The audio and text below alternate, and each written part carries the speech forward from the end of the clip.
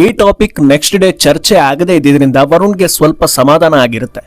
ಊಟ ಮಾಡುವಾಗ ಸುಮ್ಮನಿರೋದನ್ನ ಬಿಟ್ಟು ರೀ ಒಂದ್ ಕೇಳ್ತೀನಿ ಹೇಳ್ತೀರಾ ಅಂತಾನೆ ವರುಣ್. ಸಮ್ಮತಿ ಸಿಗ್ತಾ ಇದ್ದ ಹಾಗೆ ನಿಮಗೆ ಈ ಆಫೀಸ್ನಲ್ಲಿ ಯಾವ ಹುಡುಗನು ಪ್ರಪೋಸ್ ಮಾಡಿಲ್ವಾ ಅಂತ ಕೇಳ್ಬಿಡ್ತಾನೆ. ನಿಮ್ಗೆ ಈ ಲವ್ ಹುಡುಗ ಹುಡುಗಿ ಒಟ್ಟಿಗೆ ಓಡಾಡೋದು ಇಂಥ ವಿಷಯ ಬಿಟ್ಟು ಬೇರೆ ಏನು ಕೇಳಬೇಕು ಅಂತ ಅನ್ಸೋದೇ ಇಲ್ವಾ ಅಂತ ರೇಗಾಡ್ತಾಳೆ ಕೀರ್ತಿ. ಸ್ವಲ್ಪ ಸಾವರಿಸಿಕೊಂಡವನೇ ಸರಿ ಬೇರೆ ಕೇಳ್ತೀನಿ ಹೇಳ್ತೀರಾ ಅಂತಾನೆ. ಹ್ಞೂ ಅಂತಾಳೆ. What is the difference between potential energy and kinetic energy ಅಂತ ಕೇಳ್ಬಿಡ್ತಾನೆ. ಕೀರ್ತಿಗೆ ನಗು ತಡೆಯೋದಕ್ಕಾಗಲ್ಲ. ನಿಜಕ್ಕೂ ಇದು ಅನ್ಎಕ್ಸ್ಪೆಕ್ಟೆಡ್ ಫ್ರಮ್ ವರುಣ್. ಅಬ್ಬಾ ನಾನ್ ನಿಮ್ಮನ್ನ ಏನೋ ಅನ್ಕೊಂಡಿದ್ದೆ, ನೀವು ಭಯಂಕರ ಕಣ್ರಿ ಅಂತ ನಗ್ತಾನೆ ಹೇಳ್ತಾಳೆ ಕೀರ್ತಿ. ಹಾಗೆ ಮಾತು ಮುಂದುವರಿಸಿ, ಪ್ರಪೋಸ್ ಮಾಡಿದ್ರೆ ಪರವಾಗಿಲ್ಲ ಕಣ್ರಿ, ಕೆಟ್ಟದಾಗಿ ಮೆಸೇಜ್ ಎಲ್ಲ ಬರ್ತಾ ಇತ್ತು, ಯಾರಂತ ಹೇಳಿದ್ರೆ ನಿಮ್ಗೆ ಶಾಕ್ ಆಗುತ್ತೆ, ಥೂ ಸಾಯ್ಲಿ ಬಿಡಿ ಅಂತ ಹೇಳ್ತಾಳೆ. ವರುಣ್ಗೆ ಏನ್ ಹೇಳ್ಬೇಕೋ ಗೊತ್ತಾಗೋದಿಲ್ಲ. ಹಾಗೆ ಮಾತು ಮುಂದುವರಿಸೋ ಕೀರ್ತಿ, ನಿಮಗೊಂದು ನಿಜ ಹೇಳ್ಬೇಕು, ನಿಮ್ ಬಗ್ಗೆ ಆಫೀಸ್ನಲ್ಲಿ ತುಂಬಾ ಕೇಳಿದ್ದೆ, ಒಳ್ಳೆ ಹುಡುಗ ಅಂತ. ಅದಕ್ಕೆ ನಾನಾಗೆ ಡ್ರಾಪ್ ಕೊಡ್ಲಾ ಅಂತ ಕೇಳಿದ್ದು. ನನ್ನ ಸೇಫ್ಟಿಗೆ ನಿಮ್ಮನ್ನ ಯೂಸ್ ಮಾಡ್ಕೊಳ್ತಿದ್ದೀನಿ ಅಂತೆಲ್ಲ ಅನ್ಕೊಳಕ್ ಹೋಗ್ಬಿಡಿ ಮತ್ತೆ ಅಂತ ನಗ್ತಾ ಹೇಳ್ತಾಳೆ. ವರುಣ್ ಮುಖ ಸ್ವಲ್ಪ ಪೆಚ್ಚಾಗಿದ್ದು ಕೀರ್ತಿಗೂ ಗೊತ್ತಾಗುತ್ತೆ. Varun really you are a nice guy ಅಂತ ಹೇಳಿ ಸಮಾಧಾನ ಮಾಡಿದ್ರು ಯಾವ ಪ್ರಯೋಜನನೂ ಆಗೋದಿಲ್ಲ. ಗುಡ್ ನೈಟ್ ಅನ್ನೋ ನೋಟಿಫಿಕೇಶನ್ ಕಾಣಿಸಿದ್ರು ಮೊದಲ ಮೆಸೇಜ್ ಗುಡ್ ನೈಟ್ ಅಂತ ಬಂದಿದ್ರಿಂದ ತಕ್ಷಣ ಅದಕ್ಕೆ ರಿಪ್ಲೈ ಮಾಡೋದಕ್ಕೆ ಹೋಗ್ಲಿಲ್ಲ ಕೀರ್ತಿ. ಆದ್ರೆ ಗುಡ್ ನೈಟ್ ಕಳಿಸಿದ ವರುಣ್ಗೆ ಮಾತ್ರ ಅದೇನೋ ಬೇಜಾರು. ಈ ಹುಡುಗಿರೇ ಇಷ್ಟು, ಎಲ್ಲ ಅವರವರ ಅನುಕೂಲಕ್ಕೆ ತಕ್ಕಂತೆ ಫ್ರೆಂಡ್ಶಿಪ್ ಮಾಡ್ಕೊಳ್ತಾರೆ ಅಷ್ಟೇ. ಯಾವ ಹುಡುಗಿ ತಾನೇ ಒಂದು ಹುಡುಗನ ಜೊತೆ ಕ್ಲೋಸ್ ಆಗ್ತಾಳೆ, ಅದು ನನ್ನಂತವನ ಹತ್ರ. ಅವಳು ಡ್ರಾಪ್ ಕೊಡ್ತೀನಿ ಬನ್ನಿ ಅಂದಾಗ್ಲೇ ನಾನು ಯೋಚನೆ ಮಾಡ್ಬೇಕಿತ್ತು, ಸುಮ್ಮನೆ ಏನೇನೋ ಅಂದ್ಕೊಂಡ್ಬಿಟ್ಟೆ. ಇದರ ಮಧ್ಯೆ ನೀವು ನಂಗೆ ಪ್ರಪೋಸ್ ಮಾಡ್ತೀರಾ ಅಂತ ಹೇಳೋ ಬಿಲ್ಡಪ್ ಬೇರೆ.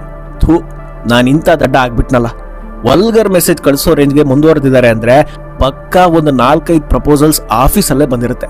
ಅಷ್ಟಕ್ಕೂ ಅವಳೇನ್ ಕಮ್ಮಿ ಹುಡುಗಿನ. ಪರಿಚಯಕ್ಕೂ ಮುಂಚೆ ಅದೆಷ್ಟು ಸಲ ಅವಳನ್ನ ಕದ್ದು ನೋಡಿದೀನಿ ಅನ್ನೋದು ನನಗೆ ಗೊತ್ತು. ಕೀರ್ತಿನ ನೋಡ್ತಾ ಇದ್ರೆ ಎಂತ ಹುಡುಗಂಗಾದ್ರೂ ಲವ್ ಮಾಡ್ಬೇಕು ಅಂತ ಅನ್ಸುತ್ತೆ. ಆ ಫೇಸೇ ಹಾಗೆ, ನಗು ಮುಖ. ನಾನು ಅವಳು ಆಫೀಸ್ನಲ್ಲಿ ಮಾತಾಡೋದನ್ನ ನೋಡೆ ಅದೆಷ್ಟು ಜನ ಉರ್ಕೊಂಡಿದಾರೋ ಏನೋ. ಇನ್ನೂ ಅವಳನ್ನ ಡ್ರಾಪ್ ಮಾಡ್ತಾಳೆ ಅಂತ ಗೊತ್ತಾದ್ರೆ ಮುಗ್ದೇ ಹೋಯ್ತು. ಇದೇ ಕೋಪಕ್ಕೆ ಯಾರಾದ್ರೂ ನನ್ನ ಮೇಲೆ ಅಟ್ಯಾಕ್ ಮಾಡ್ಬಿಟ್ರೆ, ಅಬ್ಬಬ್ಬಾ ಮೊದಲೇ ಸೇಫ್ಟಿಗೆ ನನ್ನ ಕರ್ಕೊಂಡು ಹೋಗುದು ಅಂತ ಹೇಳ್ಬಿಟ್ಟಿದ್ದಾಳೆ. ನಾಳೆ ಯಾರಾದ್ರೂ ಪಾಗಲ್ ಪ್ರೇಮಿ ನನಗ್ ಬಂದು ತದುಕಿದ್ರೆ ಕಷ್ಟ. ಅಬ್ಬಬ್ಬಾ ನಾನು ಇವಾಗ್ಲೇ ಇದನ್ನ ಯೋಚನೆ ಮಾಡಿದ್ ಒಳ್ಳೇದಾಯ್ತು. ಇವಾಗ್ಲೇ ಕೇಳ್ಬಿಡ್ತೀನಿ, ಯಾರಾದ್ರೂ ಪಾಗಲ್ ಹಿಂದೆ ಬಿದ್ದಿದಾನ ಅಂತ. ಈ ಹುಡುಗಿರನ್ನ ನಂಬೋಕಾಗಲ್ಲಪ್ಪ ಅಂತ ಅಂದ್ಕೊಂಡವನೇ ಕೀರ್ತಿಗೆ ಕಾಲ್ ಮಾಡ್ಬಿಡ್ತಾನೆ. ಆಮೇಲೆ ತಡರಾತ್ರಿ ಅಂತ ಗೊತ್ತಾಗ್ತಾ ಇದ್ದ ಹಾಗೆ ಕಟ್ ಮಾಡ್ತಾನೆ. ಯಾವತ್ತೂ ಕಾಲ್ ಮಾಡದೇ ಇರೋ ವರುಣ್ 12 ಗಂಟೆಗೆ ಮಿಸ್ ಕಾಲ್ ಕೊಟ್ಟಿದ್ ಯಾಕೆ ಅನ್ನೋ ಕ್ಯೂರಿಯಾಸಿಟಿ ತಡೆಯೋಕಾಗದೆ ವಾಪಸ್ ಕಾಲ್ ಮಾಡ್ತಾಳೆ ಕೀರ್ತಿ. ಹಲೋ ಅನ್ನೋದಕ್ಕೂ ಮೊದಲೇ, ರೀ ನಿಜ ಹೇಳ್ರಿ, ನಿಮ್ ಹಿಂದೆ ಯಾರು ಬಿದ್ದಿಲ್ಲ ತಾನೆ? ಯಾರಾದ್ರೂ ಫೋರ್ಸ್ ಮಾಡಿ ನಿಮ್ಮನ್ನ ಕಾಡಿಸ್ತಾ ಇಲ್ಲ ತಾನೆ? ಸೇಫ್ಟಿಗೆ ಅಂತ ನನ್ನ ಕರ್ಕೊಂಡ್ ಬರ್ತಾ ಇದ್ದೀರಾ? ನಾಳೆ ನಂಗೆ ಅವನೇನಾದ್ರೂ ಮಾಡ್ಬಿಟ್ರೆ ಯಾರ್ ಗತಿ? ನಂಗೆ ತುಂಬಾ ಆಸೆ ಇಟ್ಕೊಂಡಿದ್ದೀನಿ ಕಣ್ರಿ, ಚೆನ್ನಾಗಿ ಸೆಟಲ್ ಆಗಿ ಒಳ್ಳೆ ಹುಡುಗಿನ ಮದುವೆ ಆಗ್ಬೇಕು, ಅಪ್ಪ ಅಮ್ಮನ ಚೆನ್ನಾಗಿ ನೋಡ್ಕೊಳ್ಬೇಕು, ನನಗೆ ಟ್ವಿನ್ಸ್ ಹುಟ್ಟಬೇಕು ಅಂತೆಲ್ಲ ಆಸೆ ಇದೆ ಕಣ್ರಿ. ಅದಾಗುತ್ತೋ ಇಲ್ವೋ, ಆದ್ರೂ ಅಂತದೆಲ್ಲ ಆಸೆ ಇದೆ ಕಣ್ರಿ. ಆಮೇಲೆ ಅಂತ ವರುಣ್ ರಾಗ ಎಳಿತಾ ಇದ್ರೆ ಕೀರ್ತಿಗೆ ತಲೆ ಗಿರ್ ಅನ್ನೋದಕ್ಕೆ ಶುರುವಾಗುತ್ತೆ. ಏನ್ರಿ ನಿಮ್ದು ಈ ಅರ್ಧ ರಾತ್ರಿಲಿ ಏನೇನೋ ಕಲ್ಪನೆ ಮಾಡ್ಕೊಳ್ತೀರಲ್ರಿ, ರಿಯಲಿ ಇರಿಟೇಟಿಂಗ್ ಅಪ್ಪ. ನಿಮ್ಗೆ ಡ್ರಾಪ್ ಕೊಟ್ಟು ದೊಡ್ಡ ತಪ್ಪು ಮಾಡ್ಬಿಟ್ಟೆ. ನಾಳೆಯಿಂದ ಪಿಕಪ್ಪು ಡ್ರಾಪು ಯಾವುದೂ ಇಲ್ಲ, ನೀವ್ಯಾರೋ ನಾನ್ಯಾರೋ ಅಂತ ಪಿಸು ಮಾತಲ್ಲೇ ಕೋಪ ತೋರಿಸ್ಬಿಡ್ತಾಳೆ. ಇದನ್ನ ಕೇಳಿಸ್ಕೊಂಡ ವರುಣ್, ಅಯ್ಯೋ ಹಾಗಲ್ಲ ಕಣ್ರಿ ಅನ್ನೋ ಹೊತ್ತಿಗಾಗ್ಲೇ ಕಾಲ್ ಕಟ್ ಆಗಿರುತ್ತೆ. ಜನ್ಮದಲ್ಲಿ ಆ ಪ್ರಾಣಿ ಹತ್ರ ಇನ್ನು ಮಾತಾಡಬಾರ್ದು ಅಂತ ಹೊರಟವಳಿಗೆ ಅವನೇ ಕಾಣಿಸ್ಬೇಕಾ? ನೀಲಿ ಶರ್ಟ್ ಹಾಕಿ ಅಮಾಯಕಂತರ ನಿಂತಿರೋ ನನ್ನ ಗಾಡಿ ಹತ್ತಿಸ್ಲೇಬಾರ್ದು ಅನ್ಸಿತ್ತು. ಆದ್ರೆ ಯಾಕೋ ಅವನ ಮುಂದೆ ಸ್ಕೂಟಿ ಸ್ಟಾಪ್ ಆಗೋಯ್ತು. ಮಾತಿಲ್ಲ, ಕತೆ ಇಲ್ಲ, ರೋಮಾಂಚನ ಚಾನ್ಸೇ ಇಲ್ಲ. ಸ್ವಲ್ಪ ಹೊತ್ತು ಬಿಟ್ಟು ಗಾಡಿ ಹತ್ತಿ ಕೂರ್ತಾನೆ ವರುಣ್. ಆಫೀಸ್ ಕಡೆಗೆ ಪ್ರಯಾಣ ಶುರುವಾಗುತ್ತೆ. ಇಬ್ರಿಗೂ ಏನೋ ಕೇಳಬೇಕು ಅನ್ನೋ ತವಕ, ಆದ್ರೆ ಯಾರ್ ಫಸ್ಟ್ ಮಾತಾಡ್ಬೇಕು ಅನ್ನೋ ಕ್ಲಾರಿಟಿ ಇಬ್ರಿಗೂ ಇಲ್ಲ. ಆಫೀಸ್ ಬಂದೇ ಬಿಡುತ್ತೆ. ಮಾಮೂಲಿ ಸ್ಪಾಟ್ನಲ್ಲಿ ಕೀರ್ತಿ ನಿಲ್ಲಿಸ್ಲೂ ಇಲ್ಲ. ಈ 15 ದಿನದಲ್ಲಿ ಇವರಿಬ್ರು ಒಟ್ಟಿಗೆ ಬಂದಿದ್ದನ್ನ ಆಫೀಸ್ನ ಕೆಲವರು ನೋಡಿದ್ರು. ಕಾಡ್ಗಿಚ್ಚಿನಂತೆ ಇವರಿಬ್ಬರ ಜಂಟಿ ಯಾತ್ರೆ ಸುದ್ದಿ ಆಫೀಸ್ ತುಂಬಾ ಹರಿದಾಡಿ ಬಿಡ್ತು.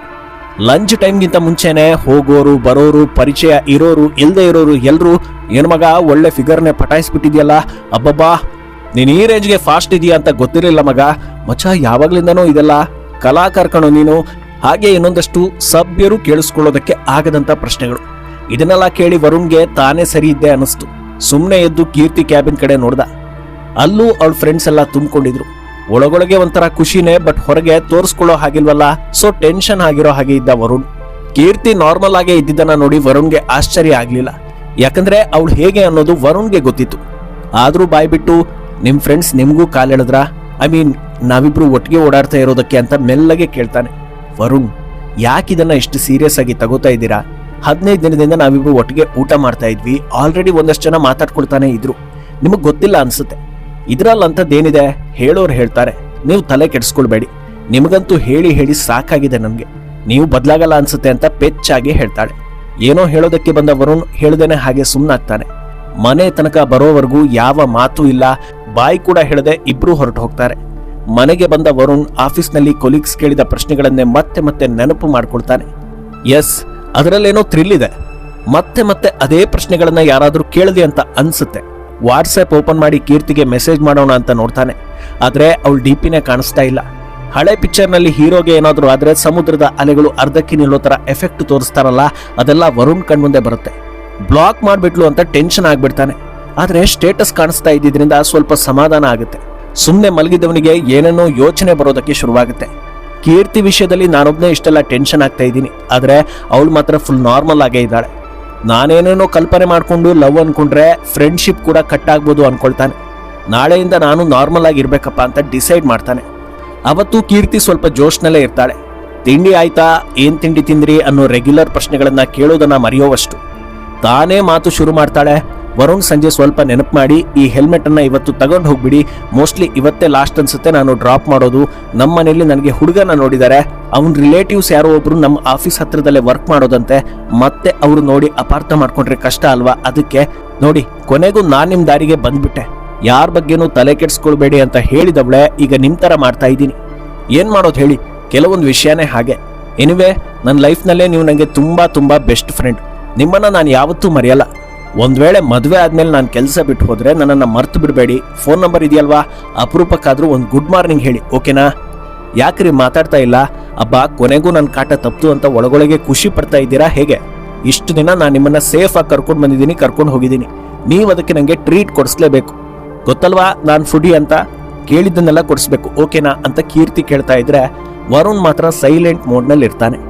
ಬಾಯಿ ಬಿಡೋದ್ರೊಳಗೆ ಆಫೀಸ್ ಬಂದಿರುತ್ತೆ. ವಾಪಸ್ ಬರುವಾಗ ವರುಣ್ಗೆ ಮಾತೇ ಬರ್ತಾ ಇರ್ಲಿಲ್ಲ. ಎಲ್ಲ ಮುಗಿದೇ ಹೋಯ್ತು ಅನ್ನೋ ಭಾವನೆ. ಮತ್ತೆ ತಾನೇ ಮಾತು ಶುರು ಮಾಡೋ ಕೀರ್ತಿ, ವರುಣ್ ಯಾಕೆ ಡಲ್ಲಿದ್ದೀರಾ? ಬೆಳಿಗ್ಗೆನು ನೀವು ಒಂದು ಮಾತಾಡ್ಲೇ ಇಲ್ವಲ್ಲ, ನೀವು ಹೀಗಿದ್ರೆ ಚೆನ್ನಾಗಿರಲ್ಲ, ಅಟ್ಲೀಸ್ಟ್ ನಾನ್ ಸೆನ್ಸ್ ರೀತಿಯಲ್ಲಾದ್ರೂ ಏನಾದ್ರೂ ಹೇಳ್ತಾ ಇರ್ಬೇಕು, ಮಾತಾಡಿ ಕಮಾನ್ ಅಂತ ಫೋರ್ಸ್ ಮಾಡ್ತಾಳೆ. ಹಾಗೇನಿಲ್ಲ, ಎಲ್ಲ ನೀವೇ ಹೇಳಿದ್ರಲ್ಲ, ಇನ್ನೇನಿದೆ ಅಂತ ಬೇಸರದಲ್ಲಿ ಹೇಳ್ಬಿಡ್ತಾನೆ. ಹಾಗಂದ್ರೆ ಏನ್ರಿ, ನೀವು ಮಾತಾಡ್ತಾ ಇರೋದು ಹೇಗಿದೆ ಗೊತ್ತಾ? ಸಿನಿಮಾದಲ್ಲಿ ಲವ್ ಮಾಡಿದ ಹುಡುಗಿಗೆ ಮದ್ವೆ ಫಿಕ್ಸ್ ಆದಾಗ ಇನ್ನೂ ತನ್ನ ಲವ್ ಬಗ್ಗೆ ಹೇಳ್ಕೊಳ್ಳದೆ ಇರೋ ಹೀರೋ ಬೇಜಾರಲ್ಲಿ ಹೇಳ್ತಾನಲ್ಲ, ಹಾಗಿದೆ. ಹೌದು, ನೀವೇನಾದ್ರೂ ನಾನು ಲವ್ ಮಾಡಿದ್ರ ಹೇಗೆ? ಹೇಳ್ಬಿಡಿ, ನಾನೇನು ಅನ್ಕೊಳ್ಳಲ್ಲ ಅಂತ ಹೇಳ್ತಿದ್ದ ಹಾಗೆ ಒಂದು ಸಲ ವರುಣ್ಗೆ ಮೈಯೆಲ್ಲ ನಡ್ಗು ಹೋಗುತ್ತೆ. ಏನ್ ಹೇಳ್ಬೇಕು ಅಂತ ಗೊತ್ತಾಗದೆ ತಡಬಡಾಯಿಸ್ಬಿಡ್ತಾನೆ. ಆದ್ರೂ ಕೀರ್ತಿಗೆ ಗೊತ್ತಾಗಬಾರ್ದು ಅಂತ ಕವರಪ್ ಮಾಡ್ಕೊಂಡು, ನೀವೇನ್ರಿ ಕಲ್ಪನೆ ಮಾಡ್ಕೊಳ್ಬೇಡಿ ಅಂತ ನಂಗ್ ಬುದ್ಧಿ ಹೇಳಿ ಈಗ ನೀವೇ ಏನೇನೋ ಕಲ್ಪನೆ ಮಾಡ್ಕೊಳ್ತಾ ಇದ್ದೀರಾ? ನಿಮ್ ಜೊತೆ ಇಷ್ಟು ದಿನ ಕಳೆದಿದ್ದೀನಿ, ನಿಮ್ ತರ ಡೇರಿಂಗ್ ಆಗಿ ಹೇಳೋದನ್ನು ಕೂಡ ಅಭ್ಯಾಸ ಮಾಡ್ಕೊಂಡಿದ್ದೀನಿ. ಒಂದ್ ವೇಳೆ ಅಂತದ್ದೇನಾದ್ರೂ ಇದ್ದಿದ್ರೆ ನಾನು ಹೇಳದೇ ಇರ್ತಾ ಇದ್ನಾ? ಇಷ್ಟೇನಾ ನೀವು ನನ್ನ ಅರ್ಥ ಮಾಡ್ಕೊಂಡಿರೋದು ಅಂತ ಸ್ವಲ್ಪ ಜೋರಾಗಿ ಕೇಳ್ಬಿಡ್ತಾನೆ. ಕೀರ್ತಿ ಉತ್ತರಿಸೋ ಹೊತ್ತಿಗೆ ಡ್ರಾಪ್ ಪಾಯಿಂಟ್ ಬಂದಿರುತ್ತೆ. ಗಾಡಿ ನಿಲ್ಸಿ ಇನ್ನೇನು ಅಂತ ಕೇಳ್ತಾಳೆ ಕೀರ್ತಿ. ಇನ್ನೇನಿಲ್ಲ ಅಂತ ಕೈ ಬೀಸಿ ಹೊರಟೆ ಹೋಗ್ತಾನೆ ವರುಣ್. ಹೆಲ್ಮೆಟ್ ಕೀರ್ತಿ ಕೈಗೆ ಬಂದಿದ್ದು ಇಬ್ರಿಗೂ ಗೊತ್ತಾಗ್ಲೇ ಇಲ್ಲ. ಅವತ್ತು ಆಫೀಸ್ನಲ್ಲಿ ವರುಣ್ ಕಾಣಿಸೋದಿಲ್ಲ. 2-3 ಸಲ ವರುಣ್ ಕ್ಯಾಬಿನ್ ಬಳಿ ಓಡಾಡಿದ್ದನ್ನ ಕಂಡು ಆತನ ಕೊಲೀಗ್, ಯಾಕೆ ಕೀರ್ತಿ ಲೀವ್ ಹಾಕ್ತೀನಿ ಅಂತ ವರುಣ್ ಹೇಳಿಲ್ವಾ ಅಂತ ನಗ್ತಾ ನಗ್ತಾ ಕೇಳ್ಬಿಡ್ತಾನೆ. ಅಯ್ಯೋ ಹಾಗೇನೆಲ್ಲ ನನಗೆ ಗೊತ್ತಿತ್ತು ಅಂತ ಅಲ್ಲಿಂದ ಜಾರ್ ಕೊಡ್ತಾಳೆ ಕೀರ್ತಿ. ಆದ್ರೆ ಯಾಕೋ ಸಮಾಧಾನ ಆಗ್ಲಿಲ್ಲ. ವರುಣ್ ಡಿಪಾರ್ಟ್ಮೆಂಟ್ನಲ್ಲಿದ್ದ ಒಬ್ಬ ಹುಡುಗಿ ಬಳಿ ವಿಚಾರಿಸಿದಾಗ ಸಡನ್ ಲೀವ್ ಅಂತ ಗೊತ್ತಾಗುತ್ತೆ. ವಾಟ್ಸ್ಆಪ್ ಮೆಸೇಜ್ ರೀಡ್ ಆಗಿರ್ಲಿಲ್ಲ, ಫೋನ್ ನಾಟ್ ರೀಚಬಲ್. ಒಂದು ಸಲ ಭಯ ಆಗೋಯ್ತು.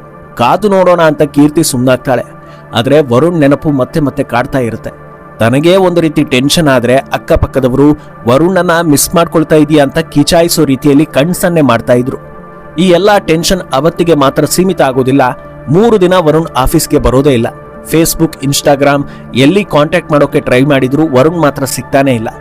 ದೇವ್ರ ಮೇಲೆ ಭಾರ ಹಾಕ್ಬಿಡ್ತಾಳೆ ಕೀರ್ತಿ. ಅವತ್ತು ಸಂಡೇ. ಒಂದೇ ಸಮನೆ ಕಾಲಿಂಗ್ ಬೆಲ್ ಬಡ್ಕೊಳ್ತಾ ಇತ್ತು. ವಯಸ್ಸಾಗಿರೋ ವ್ಯಕ್ತಿಯೊಬ್ರು ಬಾಗ್ಲು ತೆಗ್ದಿದ್ದೆ ತಡ ಸೀದಾ ಒಳಗೆ ನುಗ್ಬಿಡ್ತಾನೆ ವರುಣ್. ಒಳಗೆ ಬಾ ಅಂತ ಅವರೂ ಕರೆದಿರ್ಲಿಲ್ಲ, ಕೂರೋದಕ್ಕೂ ಹೇಳಿರ್ಲಿಲ್ಲ. ಆ ವ್ಯಕ್ತಿ ಎದುರು ಸೋಫಾ ಮೇಲೆ ಕುಳಿತುಕೊಳ್ತಾನೆ ವರುಣ್. ಸರ್, BSc ಓದಿದ್ದೀನಿ ಸರ್, 6 ವರ್ಷ ಎಕ್ಸ್ಪೀರಿಯನ್ಸ್ ಇದೆ, ಇನ್ನೊಂದು 2 ವರ್ಷ ಇಲ್ಲಿ ವರ್ಕ್ ಮಾಡಿದ್ರೆ ನೆಕ್ಸ್ಟ್ ಬೇರೆ ಕಡೆ ಒಳ್ಳೆ ಪ್ಯಾಕೇಜ್ ಆಫರ್ ಇದೆ sir. I can earn up to 1 lakh per month. Sir, ನಂಗೆ ಹೇಗೆ ಹೇಳಬೇಕು ಅಂತ ಗೊತ್ತಾಗ್ತಾ ಇಲ್ಲ ಸರ್.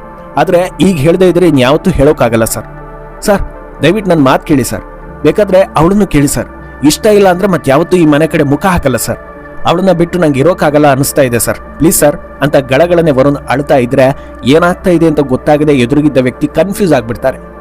ಎಕ್ಸ್ಕ್ಯೂಸ್ ಮೀ ಅಂದಿದ್ದೆ ತಡ ಮತ್ತೆ ಮಾತು ಮುಂದುವರಿಸೋ ವರುಣ್, ಸರ್ ನಾನು ನಿಮ್ಮ ಮಗಳನ್ನ ತುಂಬಾ ಪ್ರೀತಿಸ್ತಾ ಇದ್ದೀನಿ ಸರ್, ಹೇಳ್ಬೇಕು ಅನ್ನೋಷ್ಟರಲ್ಲಿ ಆಕೆಗೆ ಮದುವೆ ಫಿಕ್ಸ್ ಆಗ್ಬಿಟ್ಟಿದೆ ಅನ್ನೋದು ಗೊತ್ತಾಯ್ತು, ಏನ್ ಮಾಡ್ಬೇಕು ಅಂತ ಗೊತ್ತಾಗ್ತಾ ಇಲ್ಲ ಸರ್. ಸರ್ ಒಂದ್ಸಲ ಕೀರ್ತಿನ ಕರೆದು ಕೇಳಿ ಸರ್. ಸರ್ ಇಷ್ಟ ದಿನ ಅವಳೇ ನನ್ನ ಡ್ರಾಪ್ ಮಾಡಿ ಸರ್, ಪಿಕಪ್ ಮಾಡಿದ್ದು ಅವಳೇ ಸರ್. ಸರ್ ನನ್ನ ಹೆಲ್ಮೆಟ್ ಅವಳ ಗಾಡಿಲೇ ಇದೆ ಸರ್.